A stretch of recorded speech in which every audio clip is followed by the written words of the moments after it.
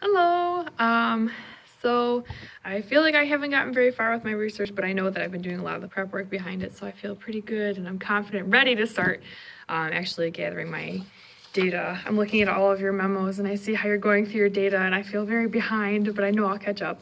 I finally finished my IRB training, so that feels good to have that done and knocked out. I had submitted a draft of my research proposal to Kathy, and I've been making my revisions on it, so I'll be sending it right back to you, Kathy. I've also been drafting the permission slips and then the short rationale to send out to my parents, and then also to the other English 11 teachers' parents and students, since she'll help be doing the protocol analysis with me, so I think I need to get them from her students too. I worked out a timeline, and so I have been trying to get really organized with like my prep periods because they are so precious. And so I'm trying to isolate 2 to 3 prep periods a week to do interviews for a couple of weeks, and then also getting some for coding, so that as I'm coding or as I'm transcribing, if I do need to follow up with a student about something, then I have that time set aside to do that.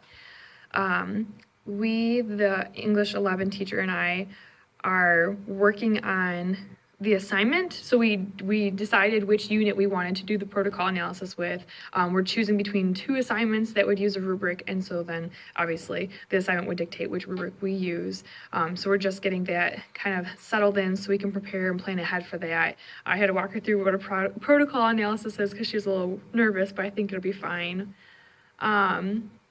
So I've just been kind of practicing research methods. Like, I've been practicing some interviews and I feel pretty good about that. But Jessica, I had questions on how you're doing your interviews, I think, about how, oh no, Erin, I'm sorry. Erin, it was you, how you do yours about having specific questions for specific students. So I'm just wondering what your choices were in that and how you decided those questions would fit for each of your students. Field notes, I'm trying really hard to get better about that. I actually tried it for our staff meeting. Doug's class said like, oh, okay, let's just try some setting where you do field notes. And I got in trouble, so thank you, Doug, for that. And then lastly, I'm just looking for advice on transcribing interviews.